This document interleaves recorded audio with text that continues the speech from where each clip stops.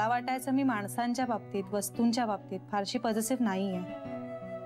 कशाला आणि किती आपलं मानायचं हे मला कळतं असं वाटायचं. पण मग अलीकडे असं का होतंय? माझी खोली, माझा बेड, माझं कपाट, माझा नवरा, हे सगळं माझं आहे आणि मी त्यापासून दूर आहे. याचा खूप त्रास होतोय मला. का मनाला थांबवता येत नाहीये? का मी समजावू शकत नाहीये? एक ना एक दिवस मिळेल मला ते सगळं परत. आणि खरं तर त्या वस्तूंची मला काही फार अटॅचमेंट असायलाही नको.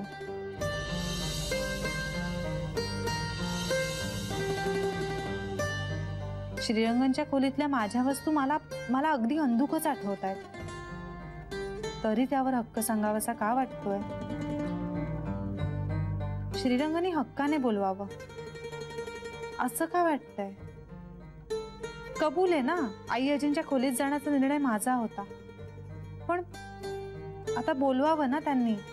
म्हणावं, तुला काय जो वेळ हवा होता तुम्ही दिलाय, आता पुरे झालं, ये परत. मी कसं बोलू हे वाक्य? मी आता माझ्या बेडरूम मध्ये झोपायला जाते. अख्खी दिवाळी आम्ही वेगळे राहिलोय. कसं सांगू यांना?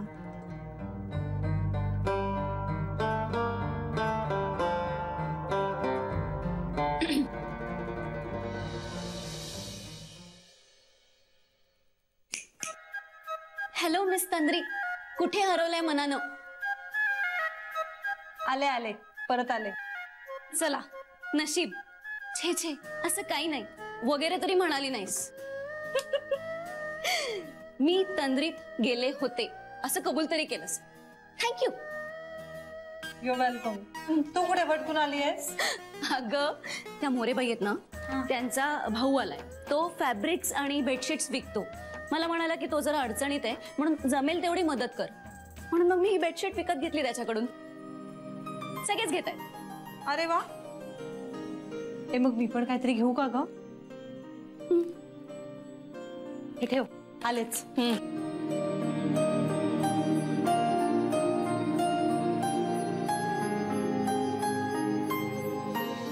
जान्हवी अजूनही आयजींच्या खोलीत राहते. आश्चर्य आहे.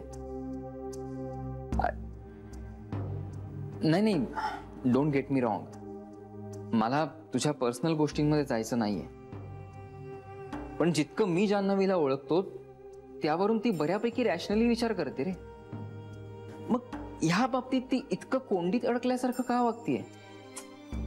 तेच मलाही कळत नाहीये. तुम्ही बोललात का या बाबतीत? नाही, म्हणजे असं अगदी स्पष्ट शब्दात काही बोललो नाही होत. हा, पण मी तिला हे सांगितलंय की तुला आपणून जेव्हा आपल्या खोलीत परत यावंसं वाटेल ना, तेव्हा परत ये. त्यामुळे आता मी वाट बघतोय. आर यू ओके विथ दिस? हो, माझ्याकडे काही दुसरा पर्यायच नाहीये ना. अरे मग पर्याय शोध. नाही, म्हणजे पर्याय नाहीये हे खरं आहे, पण मी त्याचं काही दुःख नाही करत बसलोय. अरे म्हणजे जान्हवी आता घरी परत आली आहे, ती बरी होतीये, हे खूप मोठं आहे माझ्यासाठी. आणि मी तिच्या हाताला धरून तिला घरापर्यंत घेऊन आलो. पण आता ह्या पुढचा सगळा भावनिक प्रवास हा तिनं करायचा आहे. रादर माझा तसा हट्ट आहे. मनीषा रे, काही गोष्टी, काही नाती समोरच्यावर लादून त्याचे लॉंग टर्म परिणाम बरे होत नाही. त्यामुळे आता मी तिच्या मागे लागणार नाहीये. तिला वेळ घेऊ दे. तू आपल्या खोलीत परत ये असं मी तिला नाही सांगणार आहे. तिला असं वाटतच नाहीये याची तुला खात्री आहे? नाही, खात्री नाही, पण आय थिंक तिला तसं वाटत असेल. नाही, मग कदाचित तिला ना हे बोलण्यात ऑकवर्डनेस येत असेल. May be. अरे मग तू तिला बोलायला मदत कर ना. अरे मनीष, तिला त्या सगळ्या ऑकवर्डनेसवर तर मात करायला हवी आहे मला. अरे आमचं नवरा बायकोचं नातं आहे आणि या नात्यामध्ये एखादा प्रश्न कधी विचारू, तो विचारू की नको विचारू, किंवा कसा विचारू, हे असे प्रश्न पडता कामा नयेत. आणि या बाबतीत मी तिला स्पून फीडिंग कसं करणार? हो, नाही, हे करेक्टच आहे. म्हणजे रादर मलाही याचं आश्चर्य वाटतंय की कोणताही प्रश्न हा बोलूनच सॉल्व्ह होऊ शकतो असं जान्हवीच म्हणायची. एक्झॅक्टली. आणि या नात्यामध्ये ना तिनं माझ्या बरोबरीनं निर्णय घ्यायला हवेत मला. तिच्या सगळ्या मनातल्या गोंधळांवर, अवघडलेपणावर, मनातल्या प्रश्नांवर तिनं स्वतःहून उत्तर शोधायला हवंय. आणि या सगळ्यासाठी खूप पेशन्स ठेवणं, एवढी मदत मी तिला करू शकतो.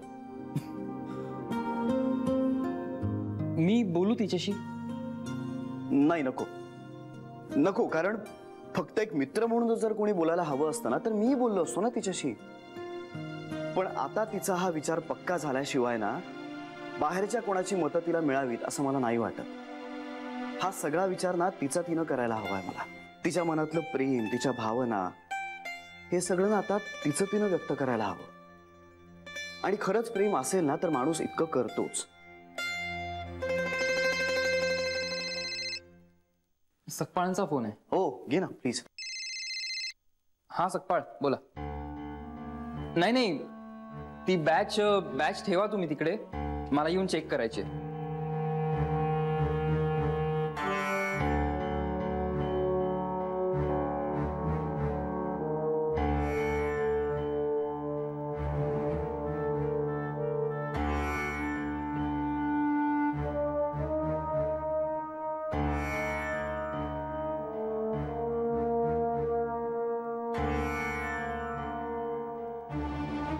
आई, तुमची भाऊबीजेला नेसलेली साडी होती ना, ती लॉन्ड्रीत टाकली आहे. हा, बर.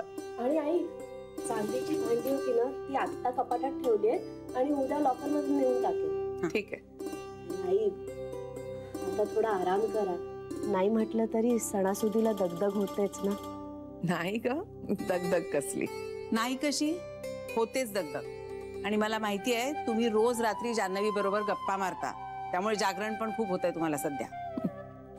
नेहमी नाही, कधी कधी होतात गप्पा आमच्या.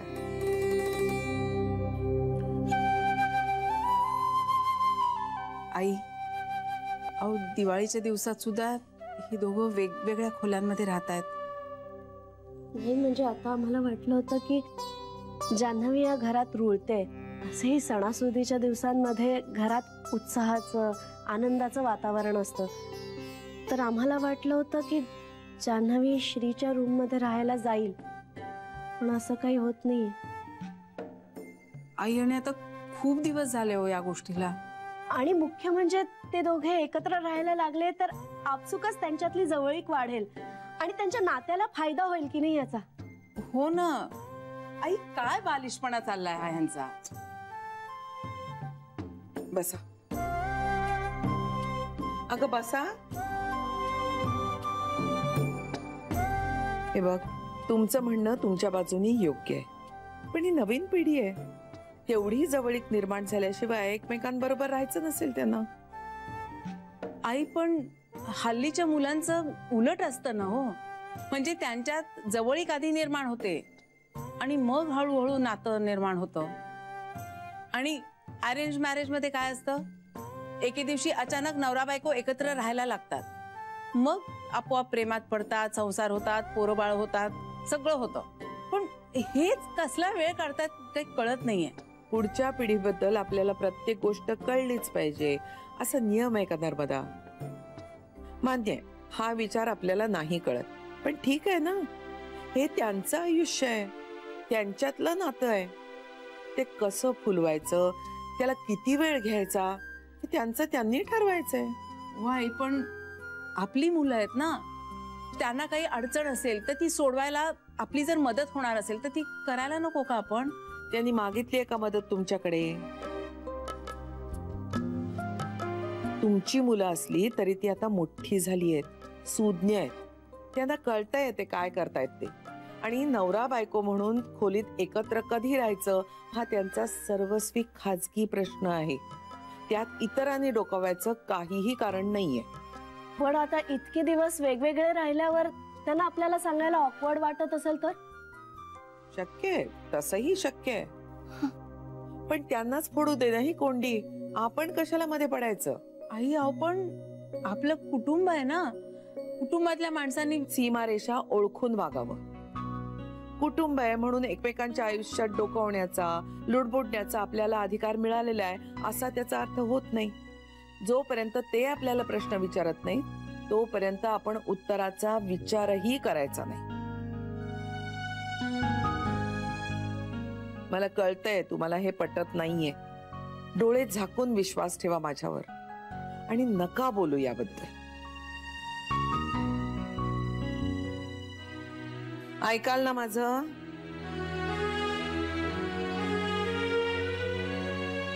कामराजी,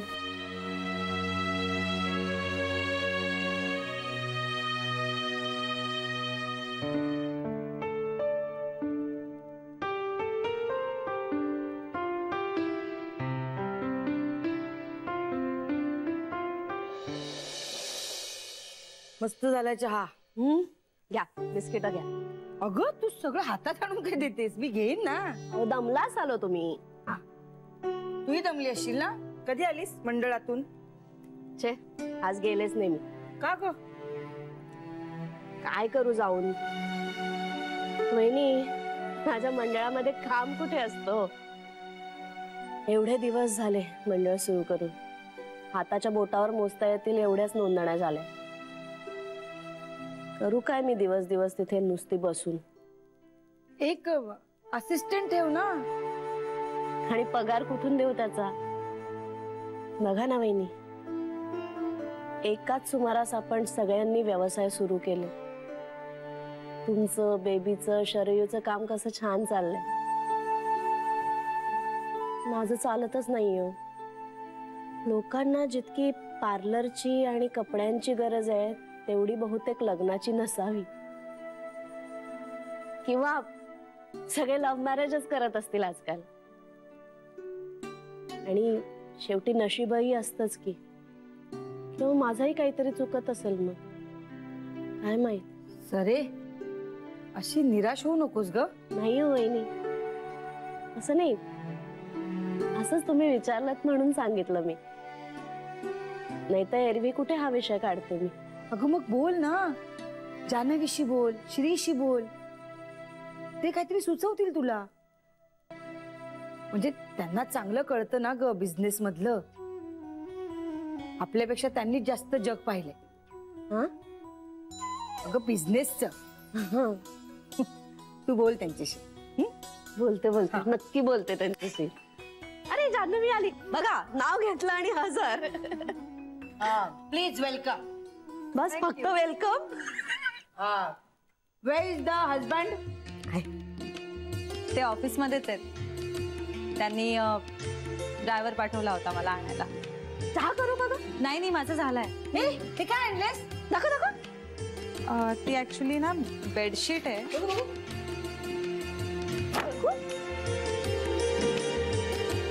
म्हणजे आमच्याकडे एक जण आहेत, त्यांच्या भावाने नवीन व्यवसाय सुरू केलाय. तर मग त्या विकायला घेऊन आल्या होत्या. तर म्हटलं थोडासा त्यांना हातभार, पण मग मी ही एक घेतली. हो का? छान आहे ग क्वालिटी. आवडली तुम्हाला?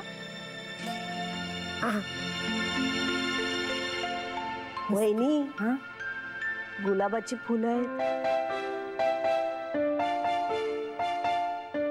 ऍक्च्युली एकच प्रिंट शिल्लक होती आणि मग मी असा विचार केला, जर आपल्याला मदतच करायची आहे तर मग प्रिंट वगैरे कशाला बघायची. मी बघितलीच नाही. असू दे असू दे, छान आहे. हो, तुझ्या बेडरूम मध्ये आपण घालूया. हा, नाही म्हणजे असं काही नाहीये. तुम्हाला आवडली असेल तर तुम्ही ठेवा ना, काहीच हरकत नाही. आपण मागून घेऊ आणखी. नाही नको, हे छान आहे. तुझ्या बेडरूम मध्ये छान दिसेल.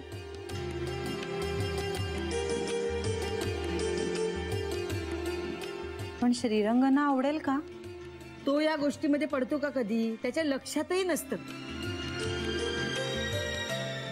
मी तुमच्या बेडरूम मध्ये घालते ही चादर. हा,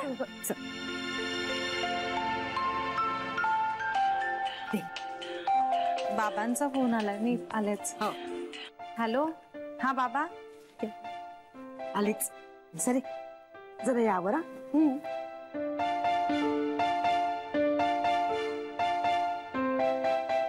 गुलाबी बेडशीट.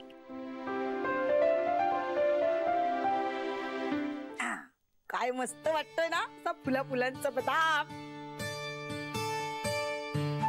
जान्हवीला विचारलेस का? हो, तुला विचारूनच घातलीये. अगं तिने हौसेनी आणली ग ती चादर. पण मी तिला सांगितलं आई. अगं पण उद्या सकाळी बदलली असतीस तर काही बिघडलं असतं का? पण तिने आत्ताच आणली होती ना. पण मला ती उठवायची काय गरज होती बेडवरनं? मला वाटलं आता जान्हवीने आणली एवढी वस्तू हौसेने आणि ती घातली तर तिला बरं वाटेल ना. जेवढा तिला आपल्या घराबद्दल घरच्या माणसांबद्दल आदर वाटेल ना तेवढं प्रेम वाढेल. आता बघा ही चादर घातलेली बघून ना जान्हवी एकदम खुश होऊन जाईल.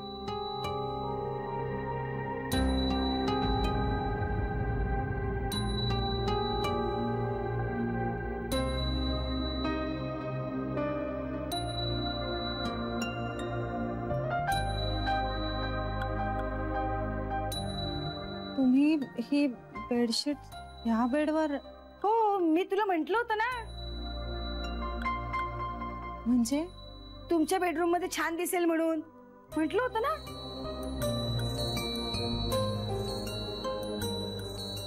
मला वाटलं आमची खोली म्हणजे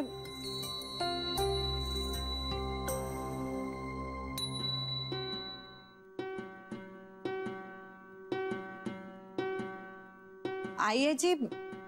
सॉरी, तुम्हाला आवडली नसेल ना ही बेडशीट? नाही नाही, आवडली ना, राहू दे. आणि आईना खूप आवडतात बदाम, हो की नाही? हो म्हणजे आवडतात फुलांचे बदाम असे बेडशीटवर. चला मी जरा आज लवकर आले तर स्वयंपाकघरात मदत करते. एरवी काही मदत करायला मिळत नाही ना. आले.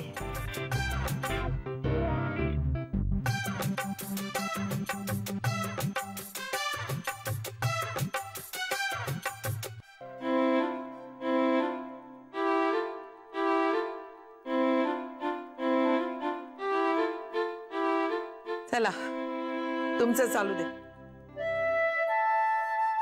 मी पुस्तक वाचत बसते.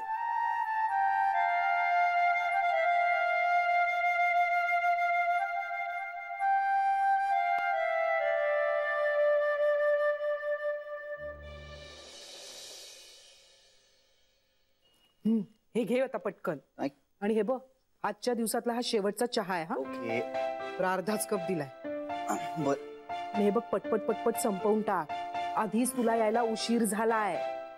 तो चहा संपव आणि मग काय ती कामं कर. मला आता दे तर तो. काय छोटी आहे. बरं, आणि ह्या सगळ्या इन्स्ट्रक्शन्स कशासाठी? तर तुला मी असा चहा देताना तुझ्या बायकोने बघितलं ना तर रागवेल मला. ती कशाला रागवेल? आणि ती रागावली ना तर मी सांगेन की मीच मागितलं होतं म्हणून. आणि तिला लगेच कळेल की तू खोटं बोलतोयस म्हणून. अरे बरं, ती आहे कुठे? आल्यापासून दिसलीच नाही.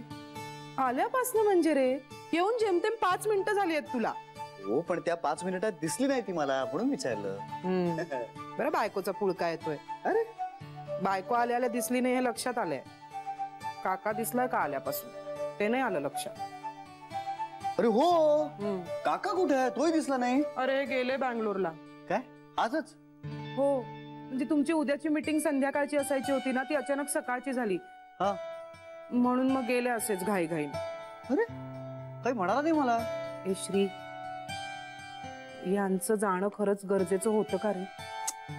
छोटी आई, आपण एक नवीन युनिट तिकडे सुरू करायचं म्हणतोय आणि त्याची सुरुवात आपण बेकरी प्रोडक्ट्सनी करणार आहोत. त्यामुळे काकाला तिकडे जावंच लागणार आहे. हो म्हणजे, पण अगदी महिनाभर? छोटी आई, आता त्याला काही पर्यायच नाहीये. उगाच भीती वाटत राहते रे. कसली भीती वाटते? कसली असं नाही, म्हणजे आता असं एकट्याने राहायची सवय राहिली नाहीये ना त्यांना. अगं मग होईल सवय. आणि सवय होता होता दुसऱ्याही गोष्टी आल्या तर? म्हणजे श्री, म्हणजे परत प्यायला लागले तर? हे बा, आता ह्यानी दारू पूर्ण सोडली आहे, त्यामुळे उगाच एवढंसं काहीतरी निमित्त व्हायला नको म्हणून भीती वाटत राहते. छोटी आई, असं काहीही होणार नाही. हे बघ, काका खरंच बदललाय, खरंच सुधारलाय आता तो. आणि तुला त्यातूनही इतकी शंका वाटत असेल ना तर तूही जातेस का तिकडे? नाही अरे नको. नाही नाही, नको नको. मी निघून गेले ना तर परत ऑफिस मधल्या कॅन्टीनचं घोळ. लोकांची उगाच आबाळ होत राहते रे. काल मला जायला अर्धा तास उशीर झाला तर बघितलं ना किती घोळ झाला ते. मग तू कामात आहेसच चोख, आणि तू नसतेस ना की लोकांची अशी धांदल उडते. आता एकदा काम करायचं ठरवलं ना मग ते चोखच करायचं, कळलं? कॅन्टीन सुपरवायझर ही फार मोठी पोस्ट आहे जान्हवी, आणि इतकी मोठी जबाबदारी स्वीकारण्याची तिची मेंटल स्ट्रेंथ आहे का याची शंका वाटते मला. आपण संधी तर देऊन बघूया.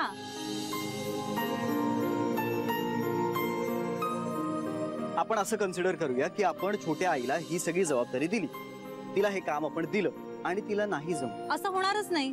त्यांनी करायचं ठरवलं ना तर त्या उत्तम करतील. श्री,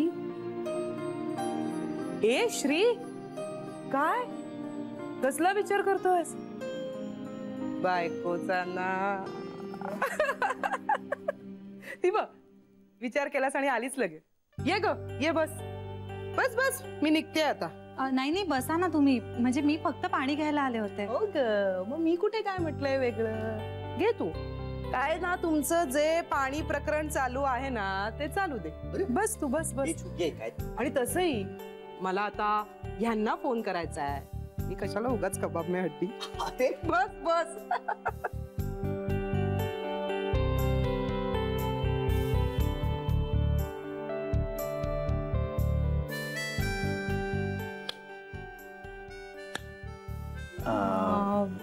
उशीर जेवण